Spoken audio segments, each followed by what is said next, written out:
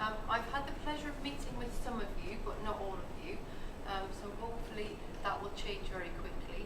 The purpose of this morning is to give you an academic overview of what your son or daughter will be studying this year, to give you the opportunity to meet with some of our colleagues, so you can put a face to a name, but also so you can ask any questions. And this is the key, really. This is the first session of many that will take place, so that we open our doors to you and you can come in, you can share your concerns, you can ask your questions, but particularly so as a parent, you are aware of the things that we are doing with your children in school. I'm a parent, I have a son in year 10, and he is a great boy, but he's a typical boy and he's quite disorganised. And therefore I understand that if these kind of things didn't happen, and obviously I'm here, but in his previous school, I wouldn't be aware all of the time because he just doesn't tell me everything. And I can check the portal, but actually a lot of the information they just forget, or they don't record it properly, or they don't pass it on. So that's what these sessions will be for. All of the slides and all of the information will go onto the portal and you will be able to access them. So don't feel you have to write everything down and try and get it and take it all in. The Repton values, hopefully you've seen them. If you are existing parents and you've had other children do, you should see them. They're in their planners. I don't expect them to sit and chat to you about them. I'm not that naive. But we do refer to them all of the time. The key one at the top there is respect. The children probably get sick to death of hearing me talk about respect. My motto, my rationale, my ethos is you have to have self-respect first and foremost. You have to want the best for yourself.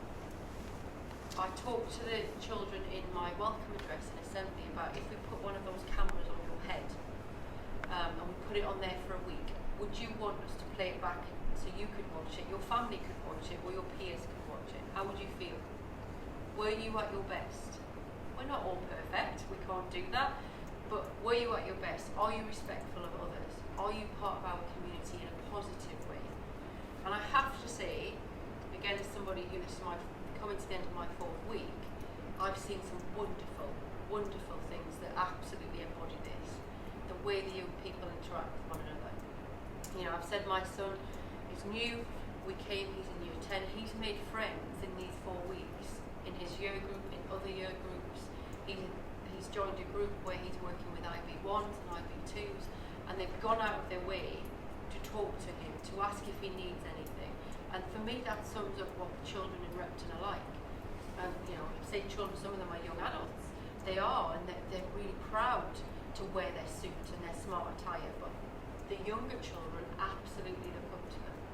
And when I came for my interview, I was interviewed by a number of IB students, and I left, and I had goosebumps when I left, and I was really quite emotional and overwhelmed, and I thought, oh my gosh, if I get this job and I bring my son with me, I want him to be like that. And I think that's a great kind of testimony for you. My son was in an outstanding school in the UK. He was headed into year 10, so it was a big decision. It wasn't just for me and my husband. Do we uproot Finn and do we move him? And we did. So hopefully that gives you the confidence, you know, if I'm prepared to do that for my child, that we are doing the right thing for you. I love to read about young people and what makes them tick. What makes them tick here, but what makes them tick here as well, because I think we all know, don't we? Sometimes we're ruled by this, sometimes we're ruled by this, and sometimes we're ruled by our gut. Adolescents have got it all happening, all at the same time, all of it. Whether we like it or not, sometimes they're up here, sometimes they're down here. So this is something that comes back again and again and again, no matter what they've got going on. If we can at least give them people around them that make them feel safe, an environment that they know they're safe in, no matter what is happening with them, they know they've got some stability. And that's our job. The pastoral team here are phenomenal, and I'm sure you don't need me to tell you that, but so are the classroom teachers. The way in which they know the children and young people, again, is absolutely brilliant. They can see, are they having a bad day? They can see, actually, how do they prefer to learn? And you'll hear about some of those things. It is true that if we do this and we can engage with them and they're physically well, mentally and emotionally well, they will be good human beings. It's probably the best way I can describe it. And I know for my son, I want him to be happy, but I want him to be a good man when he grows up, a kind man. And I'm sure you want the same for your sons and daughters. So what does that mean for us? We want them to feel safe, first and foremost. You entrust us with your children every day. In term time, they see us more than they see you. And we have that as a big honour, and we have a really big job to do. Healthy lifestyles. They learn in an environment that's physically and emotionally safe, and that is a key thing. And again, the classrooms that I've been into and I've sat in, children are confident, students are confident to put their hand up and talk, even if they get it wrong. That is so important for their development and their learning academically. Actively engaged, that's where you come in. So today is swimming practice this morning at the crack of dawn. I've got a boy, as I said, an adolescent boy, does not like getting up, loves his swimming, but he's also got PE today and a whole host of other things. We did the bag last night. Do you think the bag was right this morning? No. So I appreciate that, but if you can support with that, that's brilliant, because if they come and they haven't got what they need, I know he becomes quite stressed about that, and that's not a good start for them. Likewise, it makes our job much easier. Personalised learning and support by caring adults. I wanted to know before, when my son walked through the doors of his school, if he had a problem, could he talk to somebody? But actually, more than that, would they know him well enough to sense it? People who care, people who are kind. We want our children to thrive, and that is crucial to that. And academically, of course, our results speak for themselves, and the colleagues you'll hear this morning will tell you about what we're doing around that. But for me, none of that can happen excuse me, if they're not engaging with us, if they're not happy, they're not safe. You can have the most able young person in the world, but if all of these things are failing, they won't achieve their potential. This is just a snapshot of all of the things we've got happening with your child at the centre of it. The academics, you know a lot about, and as I say, this doesn't cover everything, but actually the support that we give them from the minute they come in, right down when they're this big, all the way through. Mrs. Barber's joined us in the other sessions for the middle years, and that is really important. We've got a team of colleagues who work across both schools because we want them to transition.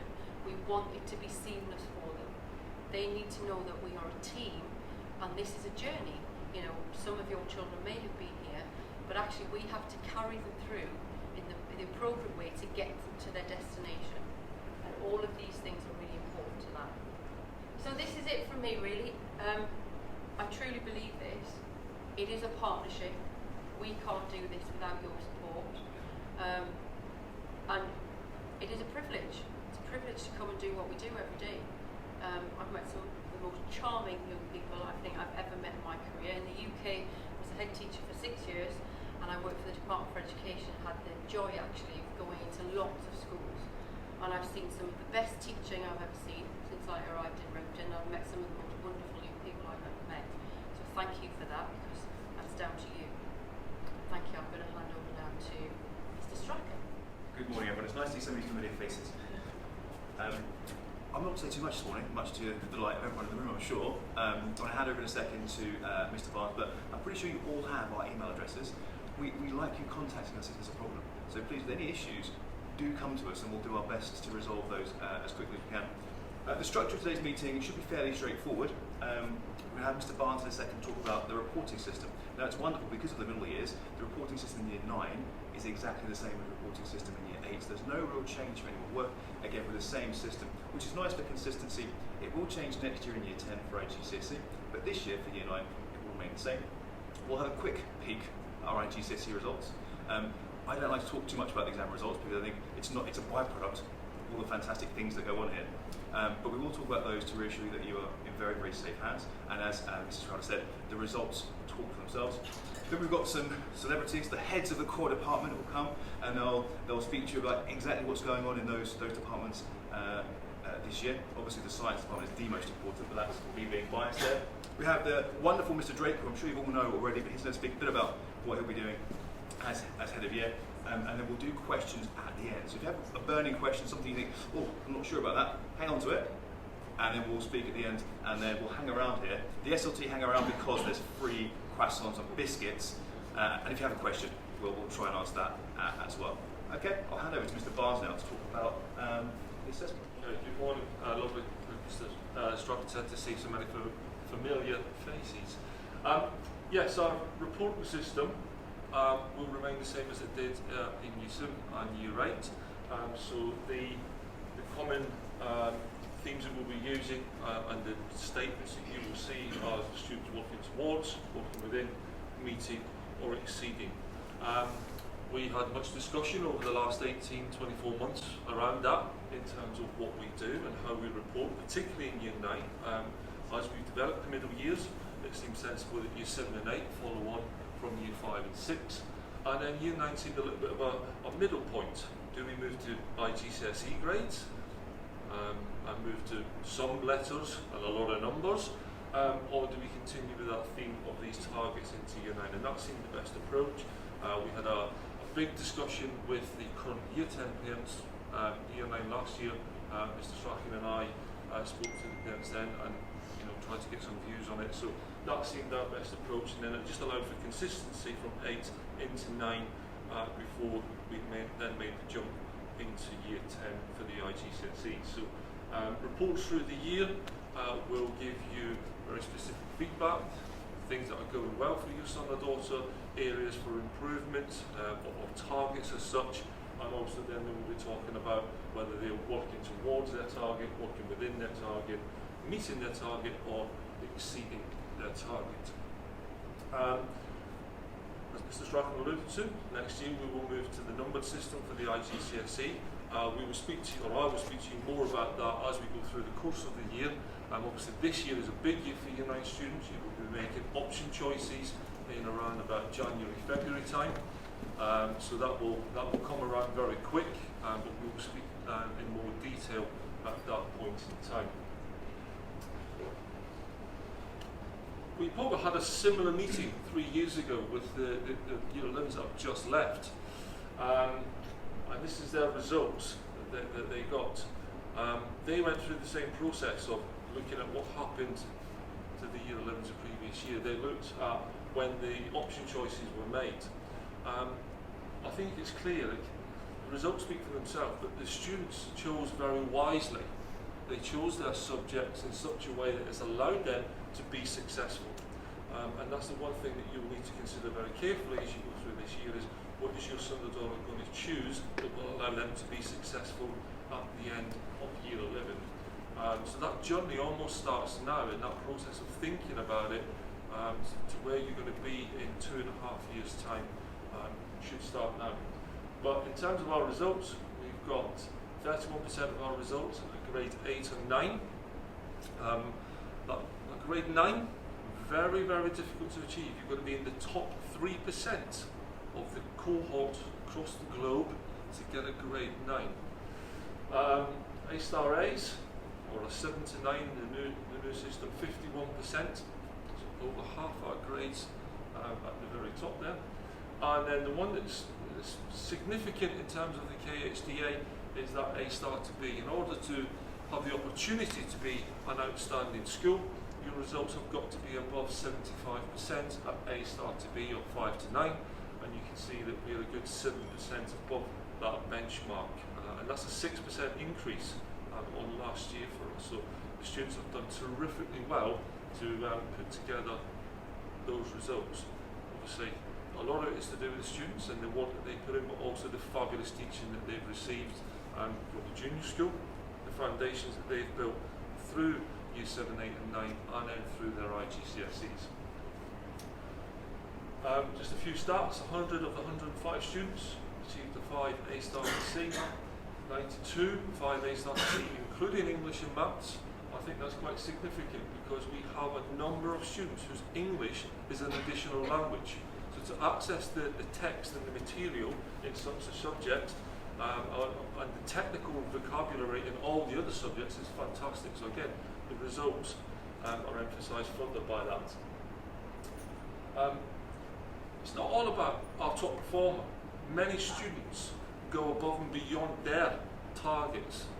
The way that I learn will be different to somebody else. My target will be different to somebody else, and different to somebody else, and different to somebody else. And the value we add to the students is significant across pretty much all subjects. But Pavni, above and beyond, absolutely fabulous. All her grades were a grade 9, apart from one grade 8, just narrowly missing out on a full set of grade 9s. And if you just think back to what I said about 60 seconds ago, to get a grade 9, she had to be in the top 3% of every single subject. What a tremendous achievement for that young lady to get to that point. So, fabulous set of results. As I say, it's not all about the star performers, it's about the individuals, it's about how they perform against their targets, because everybody's target will be different, and we try and teach to the top so the students have the opportunity to meet and then subsequently exceed their targets. So again, hopefully that just gives you a sense of the results that we are achieving with the students, and that your students are in safe hands in the classroom with its members of staff, and hopefully in 2.5 years' time those results again will be just as positive, if not even better. Thank you. This is one. Thank you. Good morning, ladies. It's nice to meet you. I'm Jane Warren. I'm the new head of science here at Repton, and it's an absolute privilege to meet you and to work here. I'm absolutely loving being at Repton, and I teach 2 classes in Year 9 myself, which I'm really, really enjoying. And just listening to Mr. Barnes there, when he was talking about individual students, working at the individual student level, and it is, obviously we celebrate these people that are really the high flyers, but paying attention to those students who are working at their level and making sure that they then are pushed. So something in science that we're working very hard on is working at the individual student's starting point, from their starting point and pushing it forward. And of course we have a range of those, and certainly in one of the classes that I teach and others that I've seen, there are students that are being pushed in some areas way beyond GCSE, and in some areas even up to A-level and IB standards. So this is something that's very, very genuine in the sciences, because it has to be. The sciences are very, very large subject, it's very keyword and content heavy, and so it's very important that we work at the individual student level, and it's a privilege to do so. I very much enjoy teaching this year group. So here at Repton, we are following in Year 9 the Key Stage 3 scheme of work. For this year, these are the topics that we are working on, and as you can see, it covers the 3 areas of the principal sciences. So currently, the biologists, they're all working on the inheritance, then there's the periodic table and looking in depth at how elements work, and then in physics, electricity and magnetism currently. So that's the year's topics, and of course assessments will take place throughout the year. And at the moment, students are set according to this. We have a gifted and talented set at the top, and then a support set as well. And again, this really relates to the student starting points, making sure that they have access to the correct curriculum for them. Next year, of course, we'll be going into the GCSE course, and preparations for that in science are already underway. They're already starting to be exposed to GCSE language. It's a tight turnaround, Year 10 and Year 11, and so we need to make sure that in this Key Stage 3 year, the final year of their Key Stage 3, that they're being exposed to that scientific language that's going to be needed for GCSE. One of the things I have really been pleased to see since arriving as Head of Science at Repton is I also work quite closely with the middle years, and what's been so wonderful to see is that actually those key concepts that are critical to success at GCSE, I'm seeing embedded in the middle years, and indeed all the way through the Key Stage 3 journey.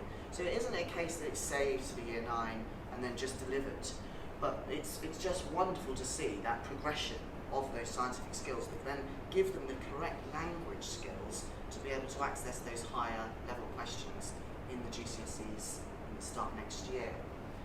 How can you help? Really, Mrs. Clare spoke earlier about it being a partnership, and it really is very much so.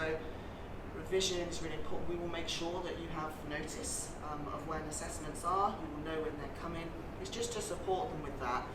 You know, I'm also a mum. My kids are pretty much grown now, but I've been through all of the GCSE journey. I know exactly what it's like, and I think for me, the biggest downfall was this one, was trying to get them to put the phone down, making sure that they were focusing on what they needed to do and allocate the correct revision time. But there are a whole plethora of ways that you can support your child. So there are SAT questions available, and I'll tell you a little bit more about that in a moment.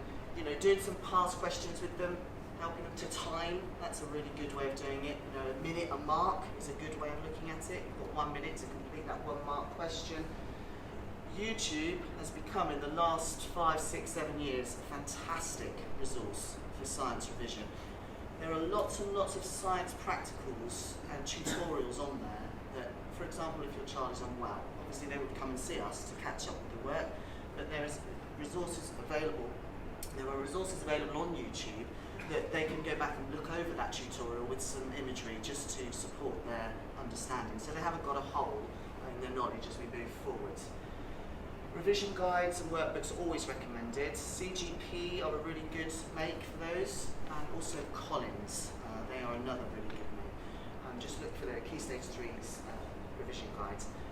Now on that, we are about to launch, it should be available in the next couple of weeks, a platform for Year 7, 8 and 9 that your child will then will register with us, and that information will then come to you, so that there's kind of a one-stop shop for you to be able to go to access the materials to support your child as they go through the course. So just bear with us with that. That's being finalised now, and that'll be published in the next couple of weeks. Okay. I think that's it from me. Other than to say thanks. They're wonderful students. Enjoying it very much. Thank you. It's very important that you recognise me, and that also you have my email address. I'd urge you to ask me any questions. I'm going to go through things fairly quickly this morning because we've got a time limit. But if you've got any questions about the English department, please, do contact me. So my name is Mr. Durkin. I'm new to Repton, as you may well know. It's been a fantastic first couple of weeks for me at Repton. It's been a lot to take in, but there is real strengths here. Obviously, there's outstanding results in the English department, and that's because of many reasons. But what an opportunity it is for me to come and use my 16 years of experience in teaching, 10 years as a middle and senior leader, and to bring all those successes and all the things that I've learned to an outstanding department that are already outstanding, to take them beyond outstanding. So that's a really exciting opportunity for me, and I'm very certain, even a few weeks in, that we're going to be able to do that because we've got a fantastic team. We've got a very experienced English department.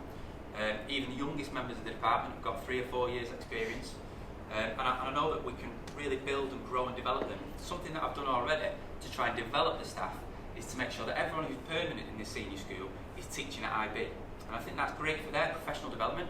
Obviously they're capable of doing so, or they wouldn't have been put in that position, but for them to use those higher order skills and then to help them filter that down throughout the school, I think it's extremely important for the professional development of the teachers, and therefore for the progress of the students in the long run. So that's one thing that we've done so far.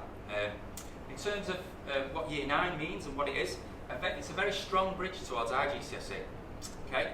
And depending on the student, depending on their ability and how they perform this year, that'll be a very quick motorway towards IGCSE, or even just a slower and steady road, just to make sure that those foundations at Key Stage 3 are firmly set. Obviously, there's fantastic foundations that the students have already got through the great work at the junior school, through the good work that's already been done in Years 7 and 8. We do expose them to IGCSE content, questions, assessments, obviously slightly watered down, but towards the end of Year 9, depending on how students perform, we do want to really build those foundations for success at IGCSE. Okay? So a range of literature and language is studied throughout Year 9. They're assessed in all different ways, in reading, writing and speaking and listening throughout Year 9. And because the literature content at IGCSE is quite heavy, we do expose them to some Shakespeare in Year 9 as well, which again will enable them to make those, to even more success at IGCSE. So that's all done in the summer term. They're assessed internally through end of unit assessments across all the range of skills, and as I say, that exposure to IGCSE is put in strategically, carefully, but deliberately to make sure that it's solid foundations to enable success. Now, I haven't got time to read through all of this, but like I say, if you want to look at the course content and how that's structured and how that's developed, if you've got any questions about that, please feel free to email me when you do get these slides. And how you can help. So groups are set according to ability. I know that's very important for the student and very important for you as parents. It's very important for me just as much. So I will constantly, every half term, when we get a new set of data in, look at the data, look at what it's telling us, not just about how the students are performing, but how the staff are performing as well, and take that into account in terms of the previous data on the student, how they perform throughout the school, and if there are set moves that are in the best interest of the child, if they are in the best interest of the child, and we all agree on that, then that will take place. Obviously, you can monitor attainment, effort and progress throughout the year with the reports that you get.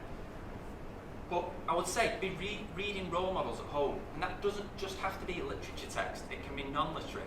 So if you've got a special interest in a magazine, in a newspaper, even web-based reading, literature or non-literature, these are all important things to inspire young people to keep reading. The danger is if they stop reading and then their vocabulary skills and their learning in general will plateau. So we want to keep them reading, but we don't want to force things on them. We want to enable them to find things that they're passionate about so that they continue reading and self-regulate that development themselves. Okay?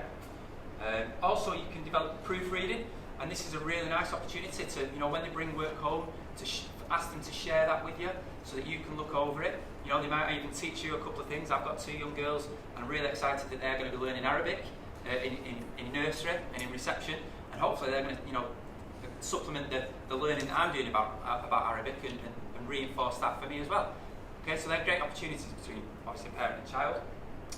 Make the most of it. And like I say, if there's any questions at all, when you do get my email, please don't hesitate to get in touch. Thank you. Thank you. Good morning, everybody. Good morning. That's me. Spot the difference? Should I keep it or should I? Any advice there? Anyway, I'm Andrew Evans, obviously head of mathematics. Emails on there if you need to contact me for any reason. Please do get in touch if you've got any questions or queries. There's a few things I want to go through today, talk about. I'm not going to tell you all the things that you probably know already. I'm going to tell you a little bit about some of the things we're going to change this year. We are going to have regular support sessions for all year groups. They're going to happen every week during one lunchtime each week. So the Year 9 one will be on Monday lunchtime. I'm hoping to get it into the weekly newsletter to go out later. So that'll be in there, but obviously we are here as well. So that's something I think is very important to make sure we're giving students as much support as possible. If they're struggling with prep, if they're struggling to understand concepts and lessons, that's additional support they can access every week. UKMT, I'm sure a lot of your children have been involved in the UKMT before. Obviously it's a fantastic opportunity to develop problem-solving skills. We had about 25 year 8s did the UKMT last year. I'd like it to be more this year. I think it's a real opportunity for a lot of students to try and develop the logical thinking and problem-solving skills that you have to be able to have to solve those problems. In terms of practicalities of the groups, there's 5 Year 9 groups, 2 more able groups, 2 middle groups, 1 lower group. These 2 top groups and 2 middle groups are quite mixed in ability.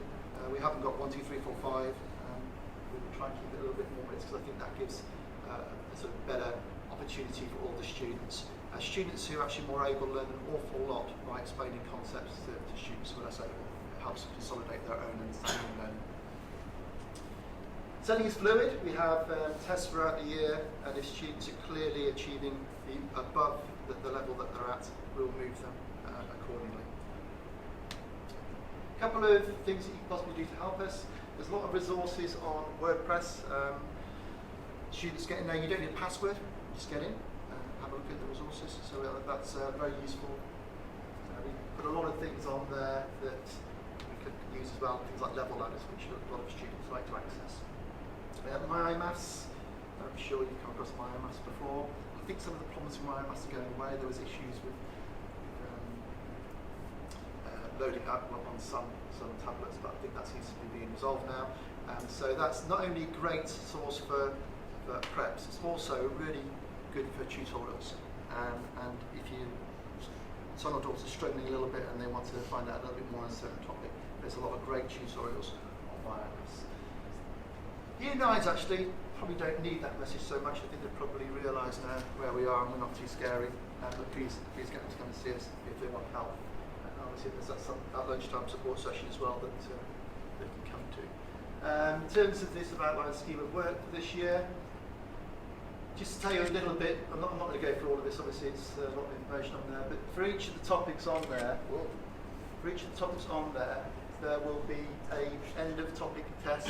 So that's something we're starting for the first time this year, rather than just waiting for test A. Every topic we do an end of topic test, where the students also get good quality feedback with good suggestions of what they need to do to improve.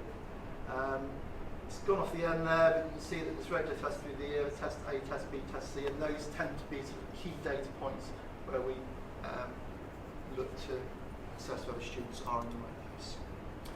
I think that's about it for me, so thanks very much for listening. I'll hand you over to Mr. Drake. Good morning. As I said, familiar faces, lovely to see you all again. That is my picture, still me. It will be the same picture for the next 10 years. As the hairline kind of sort of works its way back. That's my email address. Most of you have had that. Sorry, look, I stand over here. Wait at the camera. Hopefully all of you have had that through the correspondence we've had over the previous 2 years. I remember standing here last year as somebody who was new to the role and saying how fortunate I was to have such a great year group, or I thought I was going to have such a year group. And I stood in front of them this year and I said exactly the same. I'm proud to be the head of Year 9 and to be in charge of your children. They are a wonderful bunch on the whole. There are issues occasionally, there's little bumps in the road, but they're very good at smoothing them out. And one of the good things is we've had 10 new students this year join us in Year 9 from various different schools within the UAE and come from new countries. And they have settled absolutely seamlessly. And I think that's down to the children that we have and the family feel that we have in Year 9, but also obviously all across Repton.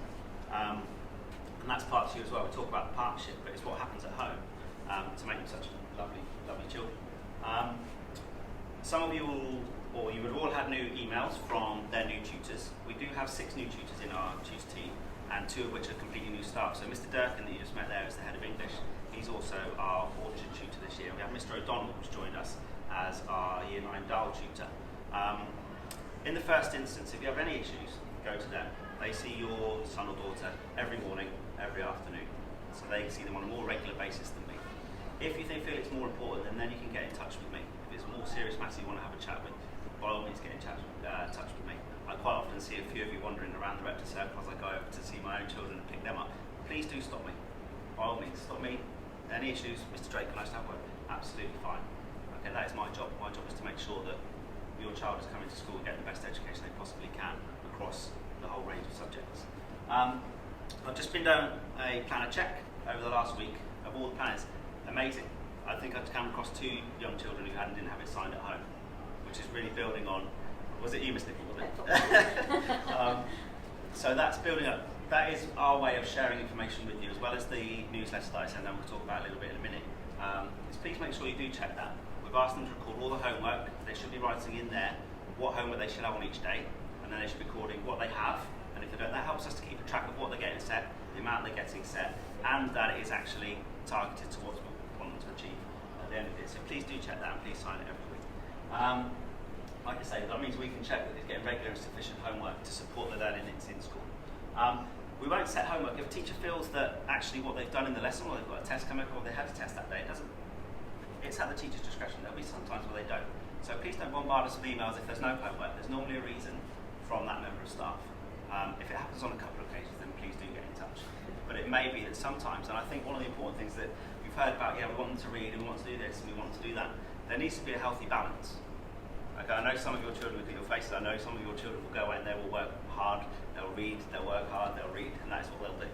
There needs to be a bit of a balance. So please, at some point, tell them to put that book down, tell them to have a rest. You'll know that I've had lots of children popping down early in the term when the weather changes, people not feeling well. There is sometimes they're going to need a rest. So please don't just crack them with all the time. Please do allow them to have some time where they're downtime. Not always on their phone or their iPads. And we had those meetings about screen time last year. Please make sure, or one thing that I see is that they're up late at night still. I know some parents will turn off the Wi-Fi, brilliant, what a great idea. turn off the Wi-Fi at 10 o'clock. I see my children who are 8 and 9, and the other day they had a ski day and we didn't get to bed till 8:30. We woke them up the next morning at 5:45, and they were shattered, and they're expected to come to school and learn. So there needs to be a balance. They need to make sure they're getting the right amount of sleep and coming to school with a full belly, having breakfast, and looking after themselves physically, as well as obviously doing all this. So please, at home, make sure they're getting enough sleep, make sure they're eating well, and we're preparing them for the school day. High standards for the uniform PE kit, they are generally very, very good as a year group. They look smart. I get them in every Sunday for an assembly, and they always do look smart. Yes, that's the top button, but we soon sort that. But generally, their kit's very good. The same goes for PE. They are pretty good, obviously. I see them for PE, I teach them for PE. That is very good as well. So that's one that we just need to maintain. If we keep a track of absence, so if your child is ill, please let us know. Else we'll have Neela down in our D block, who you've met, hopefully on the way in this morning. She will send out, or she will call some people just to check to make sure. That can be negated if you get in touch with us and just say. And then please do send in, if they any absences or longer than 2 days, then you send a medical note so that we have a record of why they were absent. Okay. Now, you've heard a lot about this. Mr. Cook is very keen on this. It's something we're really trying to drive in Year 9. Please encourage reading. I've been around this morning. Every Thursday we do reading time. They should come to school with a book. I've been into 3 tutor groups this morning, and it was brilliant. I actually walked in, it was dead quiet, and every single face this morning had their head in a book, which is fantastic. That's 20 minutes. If you could get them to do 25, 30 minutes at home, 4 or 5 times a week, that'd be brilliant. If it is their downtime, just encourage them to read a book. I quite often do it myself as a PE teacher. I'm walking around with my book, but I do. I enjoy reading. It gives me that relaxation before I go to bed. So that might be an idea. Rather than put down the device, get yourself a book out. And like Mr. Durkin says, that gives them that vocabulary. My 9-year-old, he's not much of a reader. My 8-year-old is. And I listen to him speak, and I was like, I didn't know that word at 8. And that comes purely from him reading the book. So if you can get that vocabulary, and obviously specific vocabulary for our subjects as they go through, that would be great. 2 more things. The first thing is, Ms. Crowder mentioned it right at the very beginning, we have options this year. Please start to have those conversations now. I didn't know, and I said this to them in the first assembly, I didn't know what I wanted to do when I was 14. I had absolutely no idea. All I wanted to do was play football. I thought I was going to be a professional footballer. There's going to be people all the way through the school, all over the world, thinking exactly the same. I had no idea what I wanted to do when I was 16. But we can start to have those conversations now. There are so many options and so many choices for children these days that we need to educate. If they have an idea now of what they like to do, we can push them and we can guide them in the right direction. So that when we come to options and we have those discussions after the winter break, they've got an idea of what they'd like to go. Or it might be a very vague idea, I'd like to do this, or I'd like to do this. But we can push them in the correct direction. So please start to have those conversations at home. We'll encourage the tutors and myself will have those conversations as the year goes on. And the final thing, Ms. Crowder just mentioned to me that you've seen all the schemes of work this morning, people have touched on that. We're going to be sending out a link, hopefully before half term, through our portal. That'll have a link to all the subjects and what's actually being taught in those subjects during each term. So I know some of you are trying to take a photo this morning. We will send that information to you via the portal. Please check that. I do send out a newsletter. I know I get the statistics every week. It's great. I got 6 new readers last week of our newsletter. So every week I'm going up slightly, which equates to about 15% of the parents that click on it. So we're still got a long way to go. So if you could spread the word, I do send out a newsletter. It's normally to try and let you know what's happened over the week. This week there's a little bit about the swim gala because that was our big event this week. But also gives us information about things that are coming up. So please do keep an eye on that. Spread the word. Get people to read it. We have our Star of the Week. Please take a look. There's a Star of the Week out on the board. We have one every year that's every week that's nominated by the tutors. And I put the picture up there and explain why. And they're quite proud to walk through past that wall and see their picture up there. So if you could have a read of the newsletter, and you'll find out exactly what's happening, and then you can get in touch with me if there's anything you're unsure about. Like I say, please feel any time, tutor first, and then me second. If it's something you think really actually I need to speak to you, Mr. Drake, is about a whole range of things, then please do get in touch. Thank you. Thank you very much, Mr. Drake. So just to summarise very quickly then, we have an outstanding curriculum.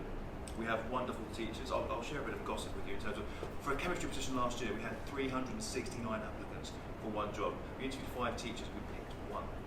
To give you a kind of a snapshot of how picky we are, we're very, very fussy when it comes to our teachers. Hopefully, seeing the heads of the 3 core departments this morning, you've been reassured with the sheer quality of leadership and teaching that we have, and also having spoken or heard from Mr. Drake, the quality of the pastoral care is also outstanding. So children are in very, very safe hands, and at the end of it, our results are marvellous as well. So the outcomes are also assured.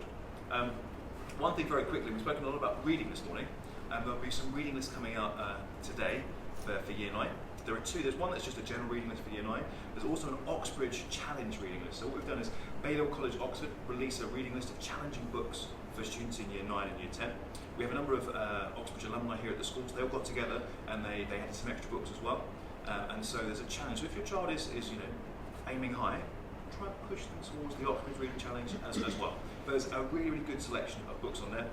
Our academic departments, so science and geography, have suggested books, so it's not just literature, it's not just fiction, there's lots of interesting stuff in there, especially for boys, and there's a whole wide range, so do encourage them to read. Now, it seems that the rest of the SLT team has abandoned me and left me here alone. Or maybe I just like biscuits more than they do, I don't know. So I will definitely stay around. Mr. Drake is loyal and will stay around. But any questions before we break up? Oh, yes. When will we get more information on the options, like as in how many GCSEs they have to pick? Absolutely. So what will happen? Absolutely. So in January, there'll be a whole package of events that take place. So for parents, we'll have a meeting like this purely focused on options, and we'll talk about the whole process. And we'll give you an idea of what the options are, the implications of choosing different options, which ones you can choose together, which ones you can't choose together. Then for the children, in their assemblies, the heads of the option departments, so geography, history, psychology, will come in and present the IGCSE course to the children. So the children have a really good idea. History and geography is not too difficult, but business, they would never have studied that before. It's like an entirely new subject, like psychology. So they come in and present. Then on Parents' Evening, we also have kind of like a market outside, stalls outside with students that are taking the IGCSE in Year 10 and 11, and they're available for the students to talk to actually say, well, I'm thinking about psychology, what's it like? They get to see the textbooks, the kind of work that's done in that subject, and also you can discuss that with the teachers as well. So if your child is interested in, say, psychology, you go and meet the psychology teacher or the head of psychology and discuss that with them. And then there's a booklet that comes out at the same time with lots of detail into what each subject leads to in terms of IB, entry requirements, etc., etc.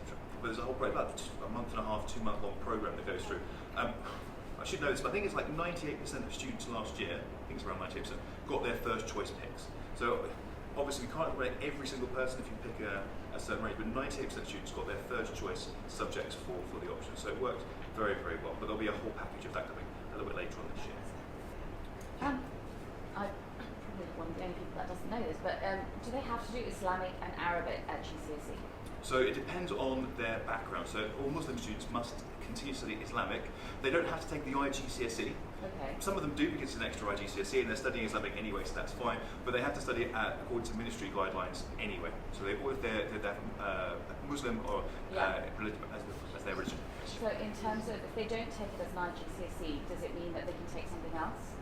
Or does it, because I'm just thinking academically, they might as well take it if they have to study it. No, they can't pick something else instead of it. So if they're taking the Islamic because of their religion, there's not an option to take another subject. They have to so take one of their 11 GCSEs has to be Islamic, or not. They don't have to take they have to do the subject. Yeah. They can choose to do the IGCSE, most do, but they don't have to take it. Yeah. I agree with you that if they're doing the subject anyway, it makes sense that they do the IGCSE, but it's a choice that students get to make. Okay. And Arabic is not. Arabic is again, not GCSE. It depends again on their if they're Muslims. If they're Arabic A, then they can take the IGCSE. So the first language Arabic, they take Arabic B as an option. It's one of their MFL choices. Yeah. So they don't have to take the IGCSE. Again, it's the same as Islamic. They can choose to take it. Again, I'm with you. If they're taking the subject anyway, you might as well try and get an IGCSE. But it is then left to the family to decide. So does it reduce the number of GCSEs? If No. they have to do a compulsory, does it mean that means they do one less than everyone else? That doesn't. No, so it's a very good question there. You didn't have to study it. Just wait till Great question from the front. So the lady asked, if they're doing Islamic and Arabic, does that take away GCSEs? No, it doesn't. So what happens is when Islamic studies is on and the students that are Muslim go to Islamic studies, the students that are non-Muslim have a private study session where they catch up on prep. So they're not missing out on it. Thank you for eloquently putting it, because that was really what I was getting at. They're doing effectively 2 extra subjects, Okay. but it's or Arabic will be their MFL choice effectively. So they're not If they doing a wanted to, subject. yeah. Okay. Appreciate it. Thank you. Any more questions? Yeah. Two questions. So an Arabic nationality is not forced to have Arabic as a If they're they're Arabic nationality, they have to study Arabic. That's the government's guidelines. So the KHDA, if they're Arabic nationality on their passport, the government insists they have to take Arabic A. One of the subjects. Has to be, yes. Is one of the subjects. Yes. Does these options that we are making now affect whether the child can continue A level or IB, or can affect the options for IB in the future? So, well, it will affect the options. If they don't study psychology at IGCSE, they then probably couldn't take it at IB. So it will affect it. So they have to think carefully longer term in terms of subjects they take. If there's something they want to pursue later on, then they probably should take it for IGCSE. There are some subjects where it's possible to start a little bit higher up. So for languages, they can start a language ab initio, which means from beginning at IB. That's possible. But for most subjects, we recommend they take it for IGCSE before they take it for the IB. Thank you. Okay, thank you very much for your time.